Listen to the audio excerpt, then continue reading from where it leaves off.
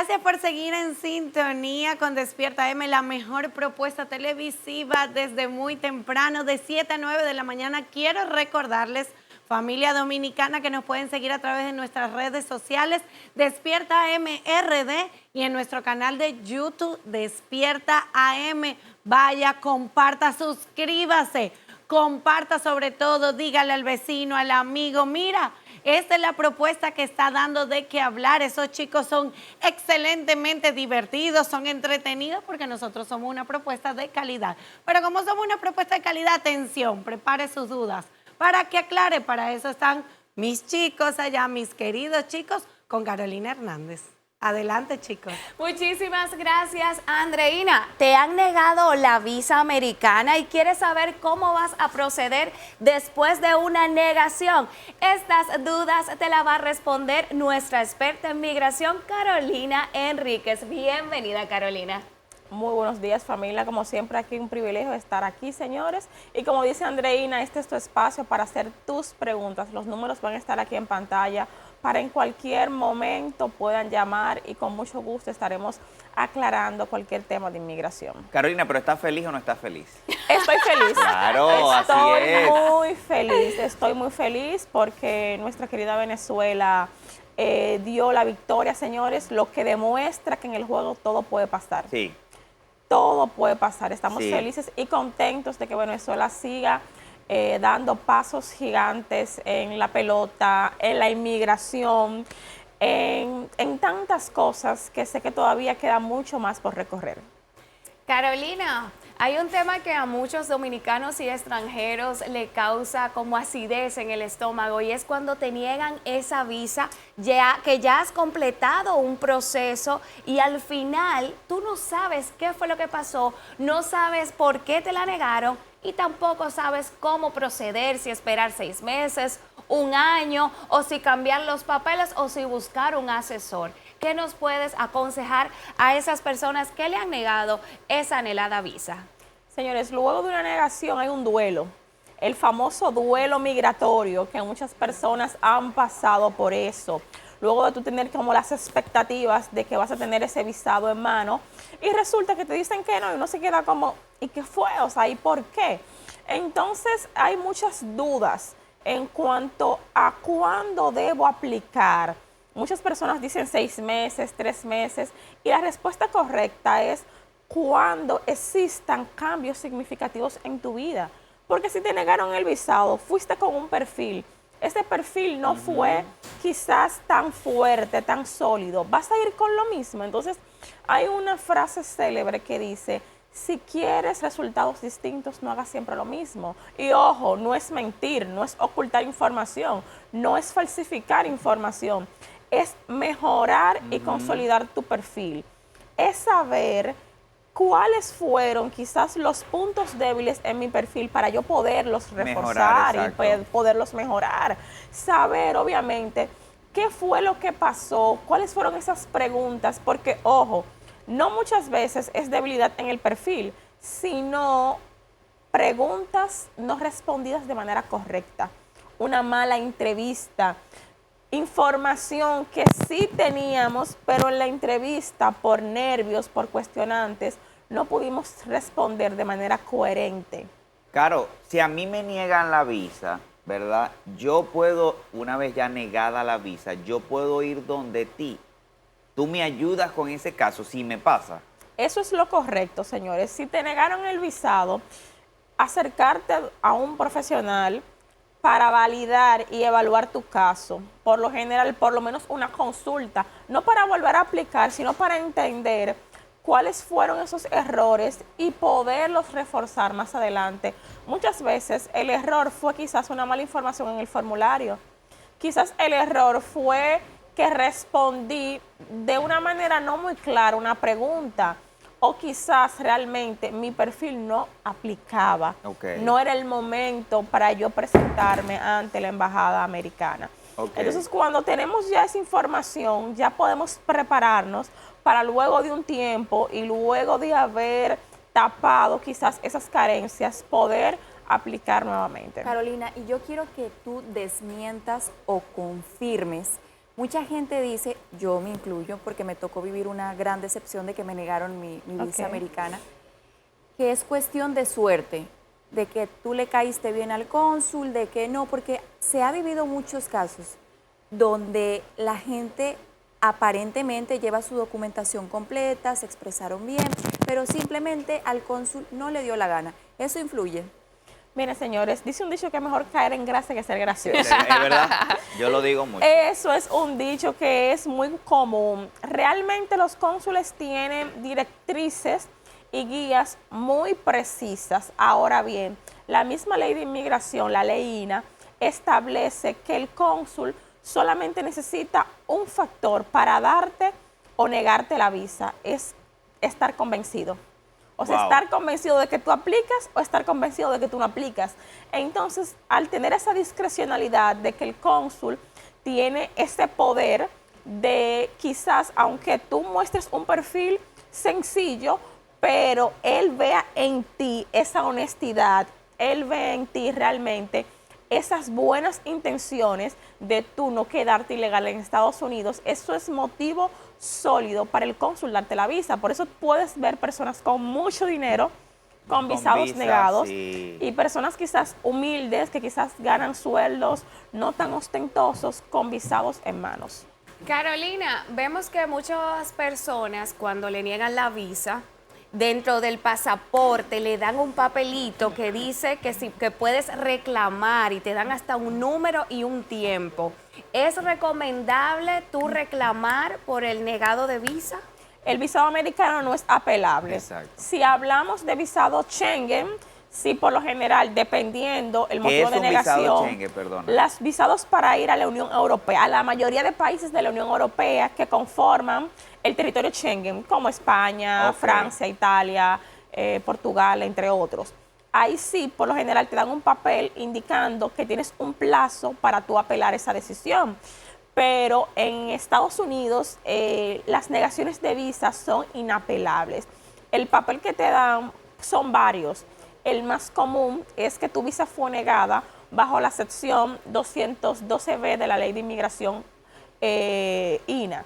Y otros pueden ser también por falta de documentación, cuando es por residencia, o porque está en proceso administrativo, que también es para ciertos temas, o sea, o puede depender, o porque necesitas un perdón. Pueden ser varias comunicaciones que el cónsul te esté entregando al momento de declinarte la visa. Pero si es un visado de paseo, como dijimos, es inapelable.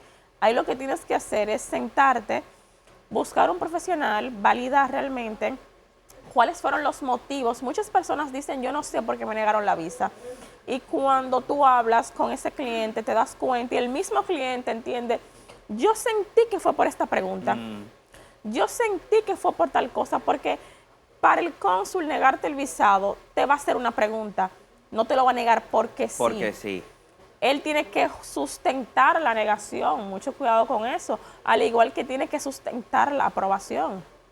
Claro, pero aunque me nieguen la visa y tú estás diciendo que no es apelable, yo sí puedo volver a someter el proceso o la solicitud de la visa. Ahora bien, ¿qué tiempo debe pasar prudente tú como experta en el área para yo poder volver a hacer el mismo procedimiento? Va a depender el perfil. Por ejemplo, te la negaron quizás porque no supiste sustentar tu entrevista. Sin embargo, tu perfil económico, tu perfil laboral, tu perfil profesional estaban sólidos o estables. Puedes volver luego de 6 meses, luego de 3 meses, porque realmente determinamos que fue una entrevista no desarrollada de manera correcta. Pero si resulta que fuiste con un perfil muy débil, con un trabajo que lo que tienes es 2 meses trabajando en ese trabajo, no tienes ningún arraigo familiar, formativo, realmente hasta que tú no puedas cubrir esos huecos de tu solvencia y tu estabilidad en República Dominicana, no deberías volver a aplicar. Perfecto. Caro, vamos a hablar, ya que dimos la información que queríamos, ¿verdad, Débora? Vamos a hablar un poquito sobre esto que se le apega a Venezuela, o en su caso a los jugadores de Venezuela por haber ganado pues el Mundial Clásico del béisbol. ¿Qué pasa con esos familiares? ¿Es de repente tal vez un poco más fácil otorgarle una visa o igual pasarían el mismo procedimiento que cualquier civil? Pasan por el mismo procedimiento, claro está, pero tienen un motivo sólido, que tienen ya un familiar directo, ojo, esto no es tío ni sobrino, familiares directos como hijos, cónyuges, padres, que ya son allegados a un atleta de alto rendimiento que demostrablemente quizás ganó un campeonato, va a participar en un campeonato. Entonces, ahí sí sería prudente el tema de la solicitud del visado. Recordando que la Embajada Americana en Venezuela se mencionó que estaba preparándose para abrir de nuevo a partir de este mes, pero ojo, no están trabajando como capacidad máxima, sino solamente solicitudes muy puntuales. Por lo general, los ciudadanos venezolanos dentro de Venezuela tienen que viajar, muchos han viajado a Bogotá, Colombia, a República Dominicana, México, que es donde están las embajadas. A los países como más cercanos para poder hacer este trámite. Pero los venezolanos tienen que estar conscientes de que puede ser de que para el visado aplique una fianza. La famosa fianza que rondaría entre los $15,000, no en todos los casos puede aplicar. $15,000, Carolina. $15,000. ¿Pero en qué se basa eso, Caro? Se basa en las debilidades quizás migratorias y el alto volumen de inmigrantes que hay de ciertos países como Venezuela.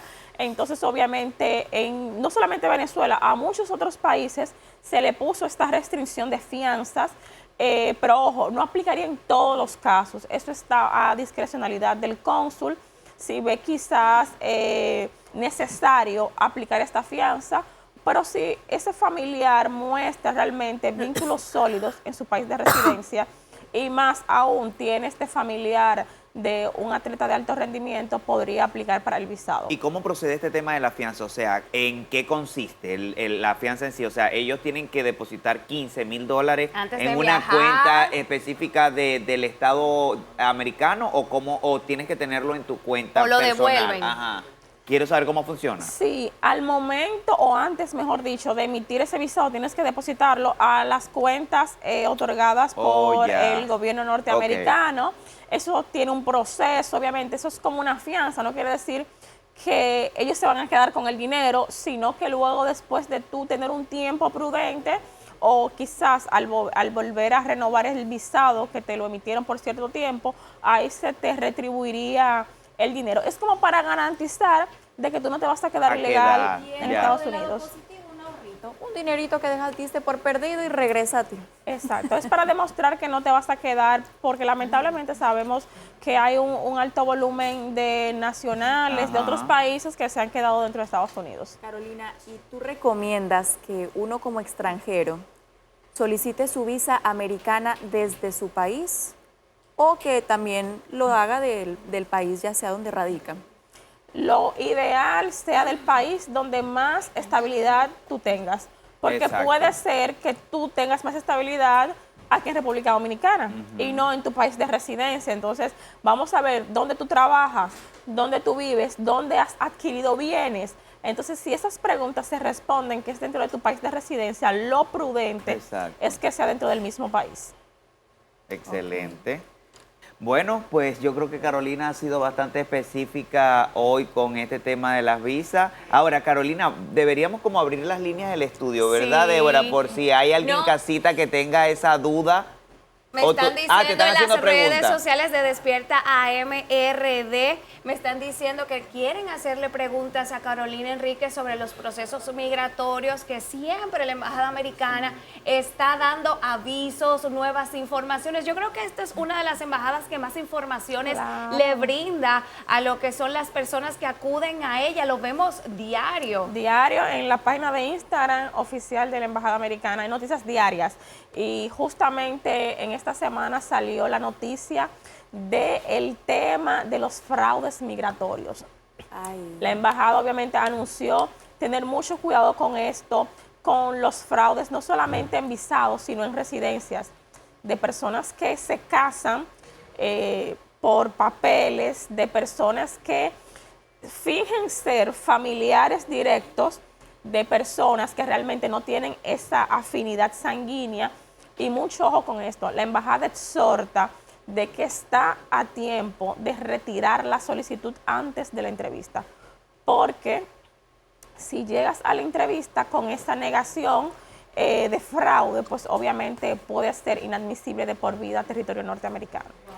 O sea, si te niegan el visado porque se demostró que hiciste fraude, de por vida tienes el visado, la residencia, la ciudadanía negada. ¿No puedes buscar el perdón? Cuando son fraudes por matrimonios, los perdones, señores, son muy difíciles, no imposibles, porque en inmigración siempre decimos que 2 más 2 no son 4, pero es muy difícil que luego de un fraude matrimonial, por una petición por matrimonio o una petición por un familiar directo que tú indicaste que será tu padre, que será tu hijo y realmente fue falso, realmente eso es muy difícil de borrar. Hay líneas. Tenemos una llamada en el estudio. Hello, buenas. ¿De dónde nos llama y su nombre, por favor? Buenos días. Buenos días. Distrito Nacional, me encanta el programa. Ay, gracias.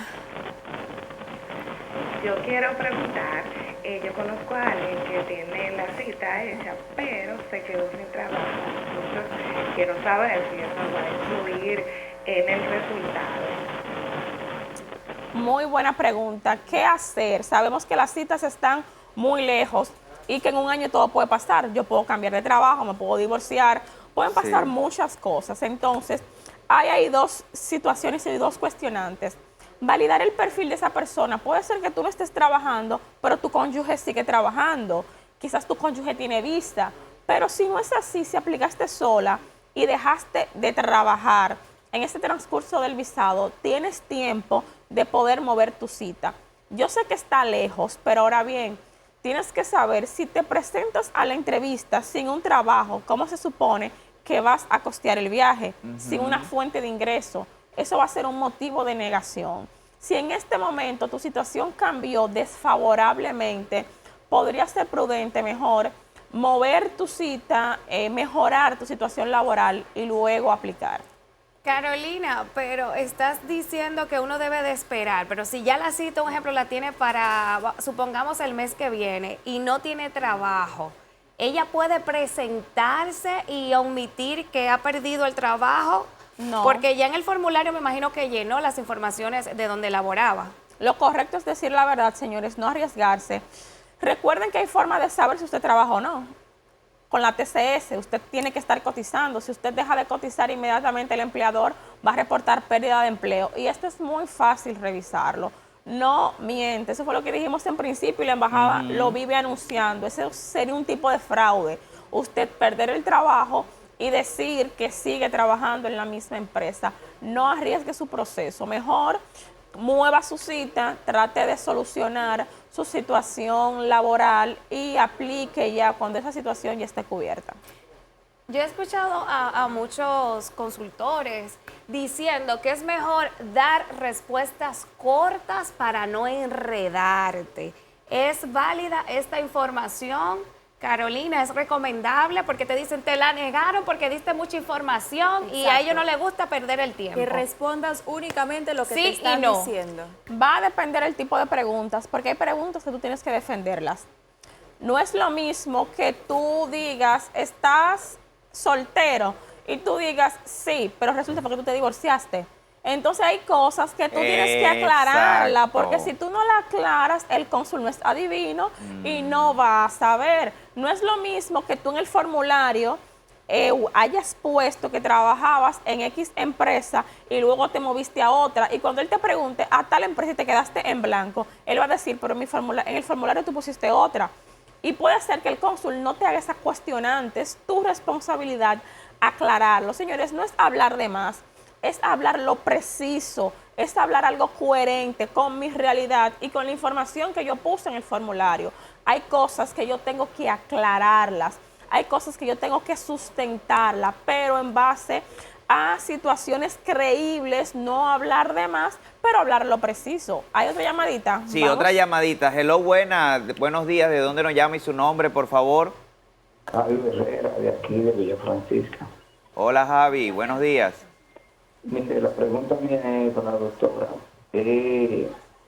la visa que es de turismo, que es de negocio, eso no implica, si eso implica que uno vaya tantas veces al año a comprar y guardar la factura, eso no afecta cuando uno va a renovar.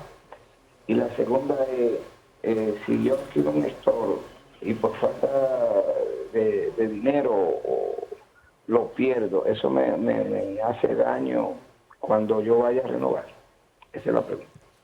Excelente pregunta. Mira, muchas personas confunden el tema del visado de negocios, que es el mismo visado B2. Tienen que tener mucho cuenta con esto porque hay personas que entienden que con ese visado yo puedo hacer de todo dentro de Estados Unidos. Ese es un visado muy limitado, prácticamente es como para reuniones de negocios, conferencias de negocios, no para yo trabajar dentro de Estados Unidos y comercializar. El tema de las compras, tienen que saber que hay una brecha muy estricta en cuanto al volumen y en cuanto a lo que yo estoy comprando para comercializarlo, porque el visado de paseo, de negocios, no es para estos fines, son para fines muy específicos en donde quizás voy a hacer una negociación, voy a quizás a ir a una conferencia, voy a cerrar quizás, o mejor dicho, a desarrollar un contrato, pero hasta muchos agentes inmobiliarios deciden ir con este visado para comercializar productos de República Dominicana, para comercializar inmuebles, mejor dicho, de República Dominicana. Y eso no se debe hacer con este visado de paseo, para quizás vender propiedades dentro de Estados Unidos. Hay que tener mucho cuidado porque ese visado no es para eso. Y sobre todo, eso es un tema muy delicado en Estados Unidos, el tema de las ventas de propiedades y casas y ventas, porque Estados Unidos tiene un reglamento que para los brokers específicamente, depende en la región en la que esté, tienes que hacer un estudio específico y de hecho una cantidad de horas para que el Estado te lo apruebe. O sea, es bien complejo. ¿Cómo sabemos, Carolina, cuál es el tipo de visado que más nos beneficia, el que es para uno mismo? Va a depender qué es lo que vas a hacer en Estados Unidos. ¿Vas a invertir? ¿Vas a participar quizás en un deporte? ¿Vas a quizás a visitar? ¿Vas a quizás a realizar algún tipo de negociación? Va a depender mi motivo de viaje. Por eso siempre la pregunta que uno le hace al cliente es ¿cuál es tu motivo? Y en base a eso uno puede saber qué tipo de visado es el que califica, porque hay muchos visados, visado de estudiante, visado de intercambio, visados para trabajo, religiosos, un sinnúmero de visados. Hay muchos religiosos, de periodistas. Religiosos también. Hay muchos religiosos, claro, que van y dicen que van a ir a predicar.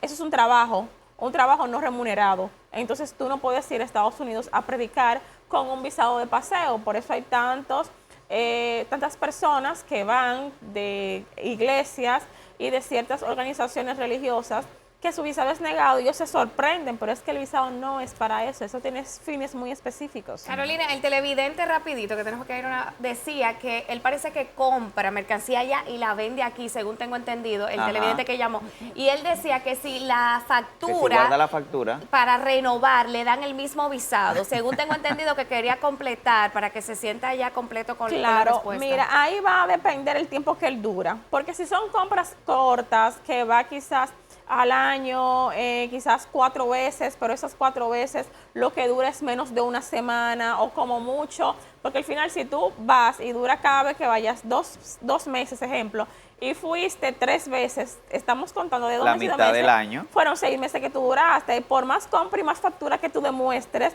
no se va a sustentar realmente que tú fuiste a realmente realizar ese tipo de compras. Hay que tener cuenta el tiempo que tú duraste. No la cantidad, porque tú puedes ir y durar 3 días. Tú puedes ir quizás cada 15 días y durar 3 días. Y si lo sumamos en el año, no va a ser quizás más de 30 días en total. Pero aquí es el factor tiempo. ¿Qué permanencia tú duraste en Estados Unidos? No solamente mostrar facturas, ojo. Para renovación es importante saber si tú tuviste el visado antes, o mejor dicho, después de haber cumplido la mayoría de edad.